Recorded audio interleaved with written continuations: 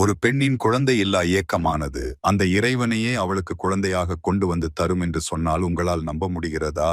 தென்காசியில் பிறந்து தன்னிடமிருந்த சொத்து சுகம் அத்தனையையும் முருகனுக்காக துறந்து அந்த முருகனையே தன் சொந்த மகனாக பாவித்து வாழ்ந்த சிவகாமி பரதேசி அம்மையாரின் மெய்சிலிர்க்க வைக்கும் வாழ்க்கை கதைதான் இது. பொதுவாக நாம் இறைவனை தாயாக தந்தையாக நினைத்து வழிபடுவதுதான் வழக்கம். ஆனால் இவர் ஒரு படி மேலே போய் அந்த தெய்வத்தையே தன் பிள்ளையாக வரித்து கொண்டு ஒரு தாய் தன் மகனுக்குச் செய்யும் அத்தனை சேவைகளையும் செய்து பக்தியின் உச்சத்தை தொட்ட ஒரு பெண் சித்தரின் அறியாத பக்கங்களை புரட்டி பார்க்கும் பயணம் இது. வாருங்கள், அந்த தியாகத் தாயின் வாழ்க்கை பாதையில் நாமும் பயணிப்போம். முருகா, எல்லாரும் நல்லா இருக்கணும் ஆண்டவனே. மேற்கு தொடர்ச்சி மலையின் சாரலில் இயற்கை எழில் கொஞ்சம் தென்காசிக்கு அருகே அமைந்திருக்கும் அழகிய ஊர் பண்பொழி. இந்த ஊருக்கு அருகிலுள்ள அச்சன்புதூரில் பெரும் நிலக்கிழாரான கங்கை முத்து தேவர் என்பவரின் மனைவியாக வாழ்ந்து வந்தார் சிவகாமி அம்மையார். பல 100 ஏக்கர் நிலங்கள், பெரிய தோப்புகள் என செல்வத்திற்கு எந்த குறைவும் இல்லை.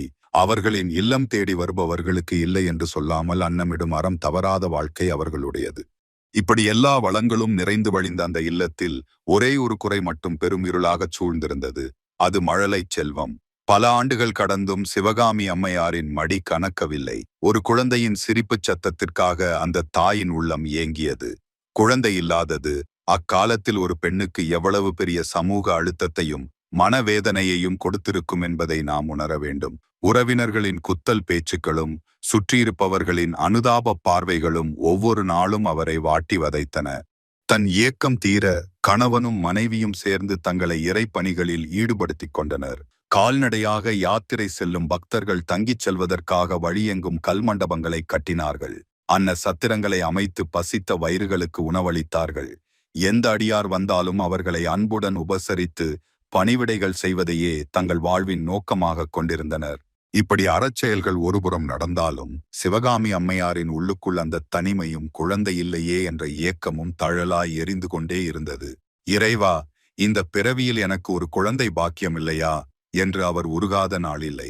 அந்த ஏக்கத்தின் உச்சத்தில்தான் ஒரு ஞானியின் வடிவில் அவருக்கான பதில் தேடி வந்தது.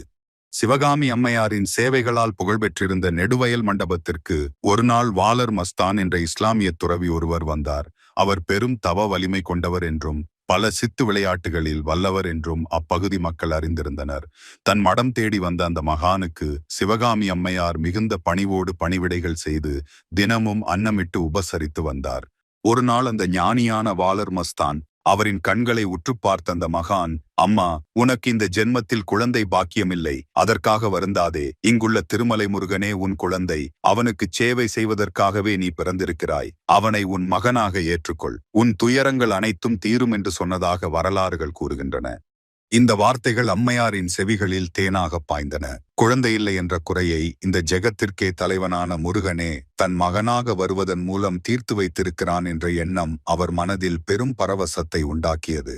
பல நாட்கள் மன போராட்டத்திற்கு பிறகு பக்தி வென்றது.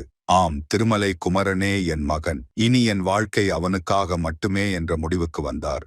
அந்த நொடியில் சிவகாமி என்ற செல்வந்த பெண்மணி மறைந்து ஒரு பரதேசி தாயாக உருவெடுத்தார். தன் பட்டு ஆடைகளை துறந்து காவி உடை தரித்தார். கழுத்தில் ருத்ராட்சம் அணிந்து கையில் கமண்டலமும் வேலும் ஏந்தினார். தன் மகனான திருமலை குமரனுக்கு சேவை செய்ய புறப்பட்டார். அதுவரை அவரை அம்மையார் என்று அழைத்த ஊர் அன்று முதல் சிவகாமி பரதேசி அம்மையார் என்று பக்தியுடன் அழைக்கத் தொடங்கியது. ஒருமுறை சிவகாமி அம்மையார் தன் மகனான முருகனை தரிசிக்க திருச்செந்தூருக்கு சென்றிருந்தார். அப்போது அங்கே மாசித் திருவிழா கோலாகலமாக நடந்து கொண்டிருந்தது. அலங்கரிக்கப்பட்ட பெரிய தேரில் செந்திலாண்டவன் வீதி உலா வருவதை கண்ட பரவசத்தில் அம்மையார் தன்னை மறந்து ஓடிச் சென்று தேரின் வடத்தை பற்றினார். அப்போது அங்கே இருந்த கோயில் ஊழியர் ஒருவர் பரதேசியாக இருந்த அம்மையாரின் கோலத்தைக் கண்டு, யார் நீ, தூரப்போ என்று கூறி அவரை பிடித்து கீழே தள்ளியதாக கூறப்படுகிறது.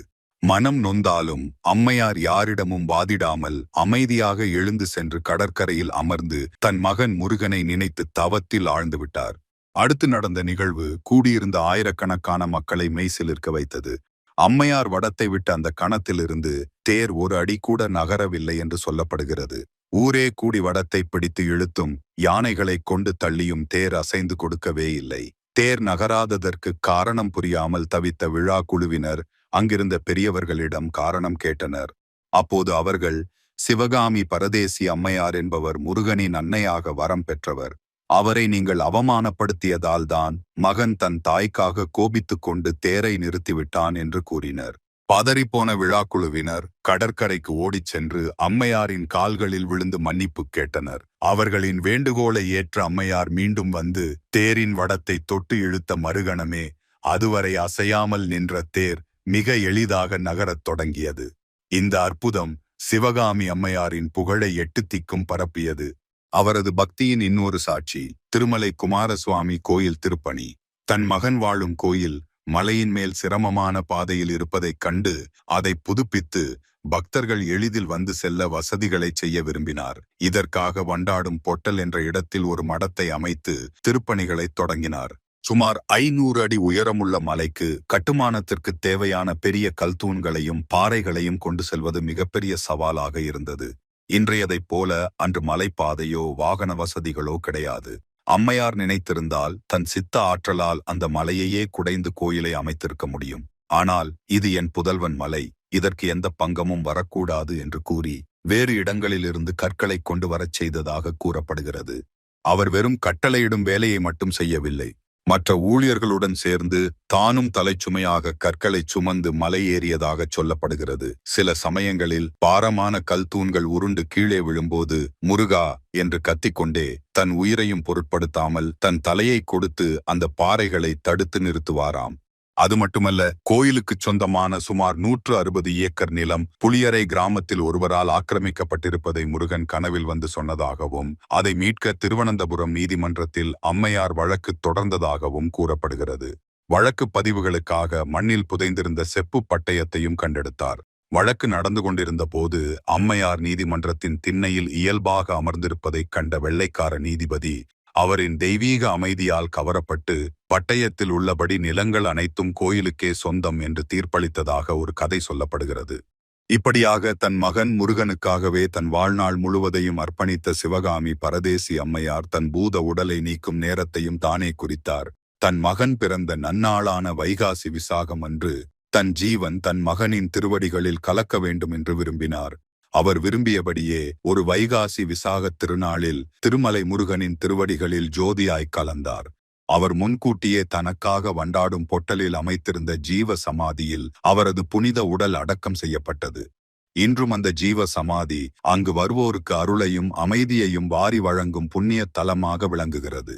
சிவகாமி பரதேசி அம்மையார் என்ற ஒரு தனி மனுஷி தன் அசைக்க முடியாத பக்தியால் ஒரு கோயிலை உருவாக்கினார், சொத்துக்களை மீட்டார், அற்புதங்களை நிகழ்த்தினார். அவர் கட்டிய வசந்த மண்டபம், அவர் தூர்வாரி செப்பனிட்ட தெப்பக்குளம் ஆகியவை இன்றும் திருமலையில் அவரது பெயரைச் சொல்லிக் கொண்டிருக்கின்றன. அவர் தன் பெயரையோ புகழையோ எந்த கல்வெட்டிலும் பொறிக்க விரும்பவில்லை. ஒரு சாதாரண பெண்ணாக பிறந்து குழந்தையில்லாத இயக்கத்தால் தவித்து ஒரு ஞானியின் வாக்கால் இறைவனையே தன் மகனாக பாவித்து ஒரு சித்தராக உயர்ந்த சிவகாமி பரதேசி அம்மையாரின் வாழ்க்கை உண்மையான பக்திக்கு எதுவும் சாத்தியம் என்பதை நமக்கு உணர்த்துகிறது. ஒரு தாய் தன் குழந்தைக்காக எதையும் செய்வாள் என்பதற்கும் அந்த தாயின் பாசத்திற்காக இறைவனும் இறங்கி வருவான் என்பதற்கும் இந்த மெய்சிலிர்க்க வைக்கும் வாழ்க்கை வரலாற்றே சாட்சி. இது போன்ற மெய்சிலிர்க்க வைக்கும் ஆன்மீக கதைகளை தொடர்ந்து கேட்க எங்கள் சேனலை சப்ஸ்கிரைப் செய்து அந்த பெல் ஐக்கானையும் கிளிக் செய்யுங்கள். சிவகாமி அம்மையாரையும் அவர் நிகழ்த்திய அற்புதங்களையும் ஏற்கனவே கேள்விப்பட்டிருக்கிறீர்களா அல்லது இப்போதுதான் கேள்விப்படுகிறீர்களா என்பதை கமெண்டில் சொல்லுங்கள். இந்த வீடியோ உங்களுக்கு பிடித்திருந்தால் லைக் செய்யுங்கள். நன்றி, வணக்கம்.